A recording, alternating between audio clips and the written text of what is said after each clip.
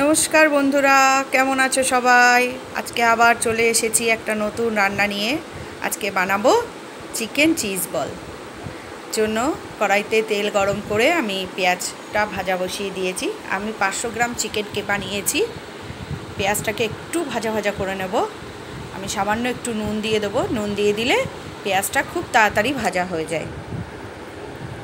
এবার পেঁয়াজটা ভাজা ভাজা হয়ে গেলে আমি চিকেন কিমাটা দিয়ে দেবো। দিয়ে একটু রসুন বাটা আর একটু আদা বাটা দিয়ে দেবো, সামান্য একটু আদা বাটা দিয়ে দেবো। দিয়ে কিমাটাকে ভালো করে কষিয়ে নেব। এখন তো বিকেলে কিছুই বানানো হয় না, বাচ্চাটা খুব ছোট, তাই আমি কিমাটা এনেছিল অন্য কারণে। আমি এই চিকেন চিজ বল বিকেলে একটা স্ন্যাক্স বানিয়ে নিলাম। আমি একটু সয়া সস আর টমেটো সসও দিয়ে দিলাম। দিয়ে চিকেনটাকে ভালো করে একটু ভাজা ভাজা করে নেব। এবার এর মধ্যে দেব একটু তন্দুরি মশলা দেব আর দেব গরম মশলা, তন্দুরি মশলা, গরম মশলা আর একটু শুকনো লঙ্কা গুঁড়ো দেবো আর হলুদ গুঁড়ো দিয়ে ভালো করে এটাকে কষিয়ে নেব। এটা চিকেনটাকে ভালো করে কষিয়ে না নিলে একটা গন্ধ লাগে। যেহেতু আমি চিকেন চিজ বল ভেতরে এই পুরটা বানিয়ে নিয়ে তারপরে আমি এর মধ্যে একটু চিনি দিয়ে দিলাম। এই যে আর একজনকে দেখো, সারা বাড়িতে তার কোথাও জায়গা হচ্ছে না, এইখানে ঢুকে তাকে বসতে হবে। কত শান্তির জায়গা এটা। যেহেতু আমার বেড়ালটা এখানে ঢুকে বসে থাকে, সেহেতু ওই জায়গাটাই ওর দরকার। দেখো, ওর বাড়িতে কোথাও জায়গা হচ্ছে না। মুখে একটা আঙুল, হয়েছে কতবার বারণ করা হচ্ছে মুখে আঙুলটার জন্য, কিছুতেই শুনবে না। মুখেটা আঙুল দেবেই।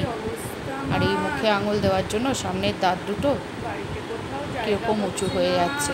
কি করব, বললেও শুনছে না, ছোট মানুষ, কান্নাকাটি করছে। এবার আমি চিকেন কিমাটা আমার কষানো হয়ে গেছে। আমি একটু আলু সেদ্ধ দিয়ে দিয়েছি। একটা আলু, মিডিয়াম সাইজের একটা আলু সেদ্ধ করে এবার এটার মধ্যে দিয়ে দেবো। এই যে একটু ঢেকে দিয়েছিলাম। আমার পুরটা কষানো হয়ে গেছে। একটু সামান্য নুন দিয়ে দিলাম, নুনটা আমার একটু কম লাগলো তাই। এই যে আমি চিজ কিউবগুলো কেটে রেখেছি আর এই যে চিকেনের পুরটা। এবার আমি এইগুলো একটা বল বানিয়ে নেব। এই যে আমার বল রেডি। আমি এবার নিয়ে নেব একটু ব্রেড ক্রাম্ব আর কর্নফ্লাওয়ারটাকে আমি নিয়ে জলে গুলে নেব। এই বলগুলোকে আমি কর্নফ্লাওয়ার গোলার মধ্যে ডিপ করে ব্রেড ক্রাম্ব মাখিয়ে রাখবো। ব্রেড ক্রাম্ব মাখিয়ে এইভাবে বিকেলে এরকম ধরনের স্ন্যাক্স খেতে খুব ভালোই লাগে। আজকে ওয়েদারটাও ভালো আছে, বেশি গরমও নেই, তাই বানিয়ে ফেললাম। হাজব্যান্ডও অফিস থেকে এসে এরকম যদি চিকেন বল পায়, খেতে তো খুবই ভালো লাগে, কিন্তু এখন বাচ্চা নিয়ে আর ইচ্ছা করে না। আজকে ভালো লাগলো, মনে হলো একটু বানাই, অনেক দিন বানানো হয় না। এই যে আমার একটা কোট হয়ে গেছে, আমি ডবল কোট করব।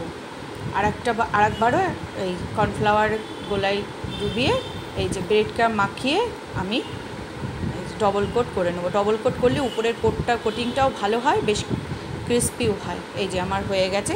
এবার আমি এটাকে 1 ঘন্টা ফ্রিজে রাখবো। ঘন্টাখানিক ফ্রিজে রাখার পর তারপরে আমি এগুলো ভেজে নেব।